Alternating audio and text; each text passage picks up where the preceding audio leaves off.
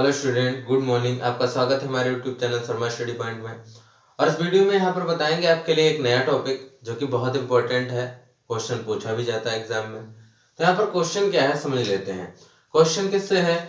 गणितीय आगमन से है। गणितीय आगमन विधि द्वारा सिद्ध कीजिए कि 2⁻3n-1 7 से भाज्य है। ठीक है ना, 7 से भाज्य है। इसका मतलब जो है यहाँ पर आप लिख सकते हैं 7 से भाज्य होने का मतलब है ये जो है विभाजित होता है, कट जाता है। ठीक है, डिवाइड करने पर।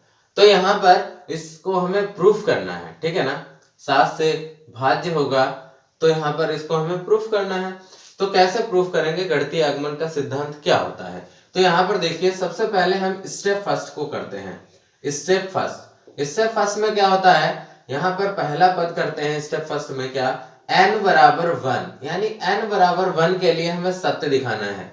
n बराबर 1 के लिए दिखाना है हमको। ठीक है, n बराबर 1 के लिए क्या? हमें इसके लिए 2⁻3n-1 को 7 से विभाजित दिखाना है n बराबर 1 के लिए। तो यहाँ पर रखते हैं 2⁻3 इंटू n का मान 1, n का मान 1 माइनस 1। तो कितना हो जाएगा ये? तो 2 यहाँ पर 3 बन जाए 3, ये हो गया, और माइनस 1। तो यहाँ पर हो जाएगा 2⁻3 कितना हो जाएगा भाई? 2 को 3 बार लिखेंगे तो 2 गुणे 2 गुणे 2 है ना, और माइनस 1। तो यहाँ 2 2 4 2 8, 8 माइनस 1 कितना हो जाएगा आपके लिए? 7। यानी 7 जो है वो किससे है? 7 से विभाज्य है। 7 से विभाज्य होगा, 7 से विभाज्य है। विभाज्य का मतलब ये भाज्य है, कट रहा है। ठीक है ना, डिवाइड हो जा रहा है। यहाँ पर ये पहला स्टेप सत्य होगा। तो यहाँ पर हमने लिख दिया n बराबर 1 के लिए सत्य है। किसके लिए? n बराबर 1 के लिए सत्य है। ये स्टेप नंबर 1 हो गया।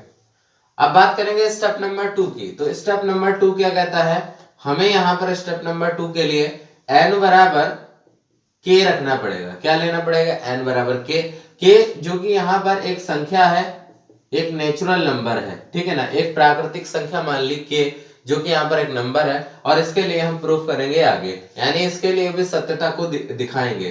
तो n बराबर k रख देंगे यहाँ पर इस समीकरण में।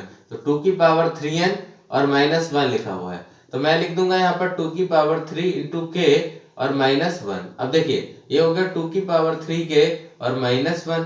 तो यहाँ पर जो 2⁻3k है एक नेचुरल नंबर ही आएगा, और यहाँ पर माइनस 1 उसमें से घट जाएगा। यानी अगर हम बात करें यहाँ पर 2⁻3k लिखा हुआ है, और k क्या करता है? Belong natural number. k जो एक नेचुरल नंबर है, यानी एक प्राकृतिक संख्या होगी, जो कि आप 1 2 3 4 5 जो कुछ भी मान सकते हैं, डॉट डॉट तक, है ना।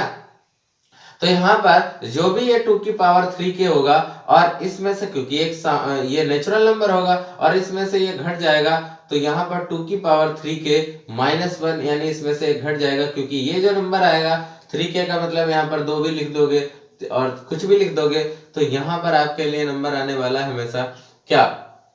एक घट जाएगा, है ना। एक घट जाएगा तो यहाँ पर हमेशा विषम संख्या आएगी, तो यहाँ पर आपके लिए जो है ये विभाजित हो जाएगा। तो ये क्या करेगा? ये यहाँ पर बिलोंग 7, यानी 7 से भाज्य होगा। किससे होगा?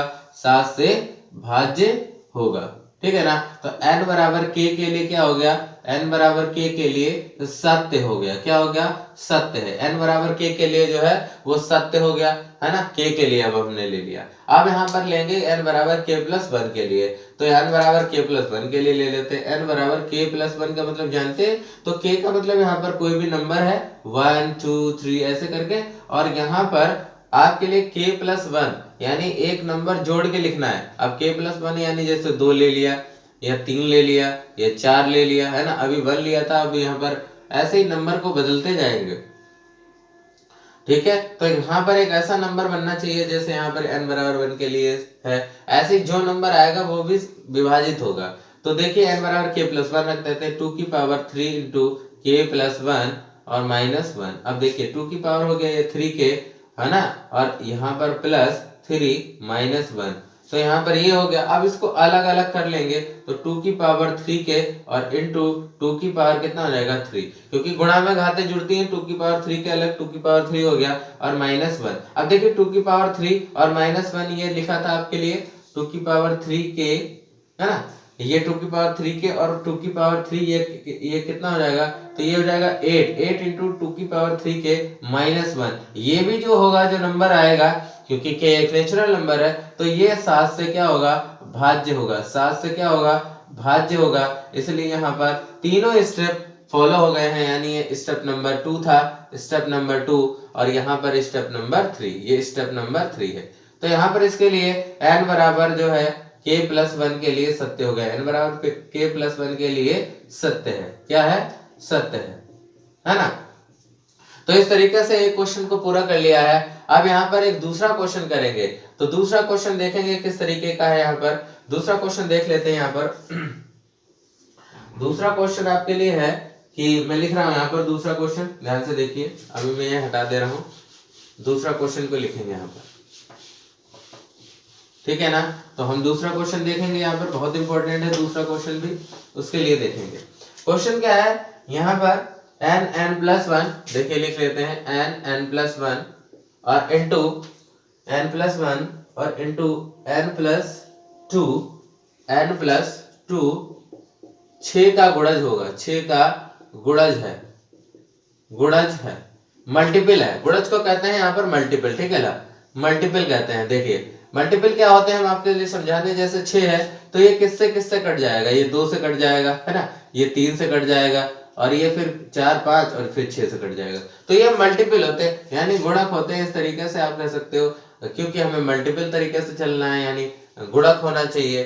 तो कैसे करेंगे, यानी 6 के गुणक आप ऐसे कर सकते हो कि 6 का गुणक होने का मतलब ये भी है कि यहाँ पर इस तरीके से ना लिख करके इस तरीके से लिखिए। 6 का गुणक मतलब 6 एक होगा और 12 और ऐसे ही 18 और ये कट जाएंगे, है ना। 12, 18 जो है वो 6 से कट जाएंगे, यानी ऐसी संख्या जो 6 से कट जाएगी वो गुणज होगी, उसका गुणज होगी। तो यहाँ पर देखिए, यहाँ पर किस तरीके से लिखेंगे। तो यहाँ पर पहले हम स्टेप नंबर फर्स्ट को अप्लाई करेंगे। तो स्टेप नंबर फर्स्ट क्या कहता है, n बराबर 1 के लिए इसको ट्रू करेंगे, सत्य करेंगे, n बराबर 1 के लिए। तो यहाँ पर n का मान 1 रख देते हैं। तो 1 इंटू 1 + 1 इंटू 1 + 2, है ना। तो यहाँ पर कितना हो जाएगा, 1 इंटू ये 1 + 1 2 हो जाएगा, और ये 2 + 1 3 हो जाएगा। तो यहाँ पर हो गया 3 दूनी 6, 1 के 6 यानी 6। तो ये 6 से देखो विभाजित है, यानी 6 से भाज्य हो गया, और 6 से भाज्य हो गया, इसका मतलब क्या हुआ, ये n बराबर 1 के लिए सत्य हो गया, क्योंकि ये गुणज है, 6 का गुणज है। तो n बराबर 1 के लिए क्या हो गया, n बराबर 1 के लिए सत्य हो गया, n बराबर 1 के लिए। Step number first. अब स्टेप नंबर 2, स्टेप नंबर 2 देखिए। स्टेप नंबर 2 में क्या है, n बराबर k के लिए सत्य करना है, n बराबर k के लिए, n बराबर k के लिए, n की जगह पर k का मान रख देंगे। तो यहाँ पर n है, n की जगह पर k into k+1 into k+2। तो क्या हो जाएगा, यहाँ पर n बराबर k रख दिया। तो यहाँ पर गुणा कर लेंगे k का k से, k² plus k into 1 k और ये ब्रैकेट k+2। देखिए करते जाएंगे, k² की गुणा इससे करेंगे तो k³ और k की इससे करेंगे तो 2k² प्लस k की इससे करेंगे तो k² और k की 2 से करेंगे तो 2k। क्लियर। अब देखिए यहाँ पर क्या हो जाएगा, k³ प्लस यहाँ पर 2k² है और ये k² है तो 3k² और यहाँ पर प्लस 2k।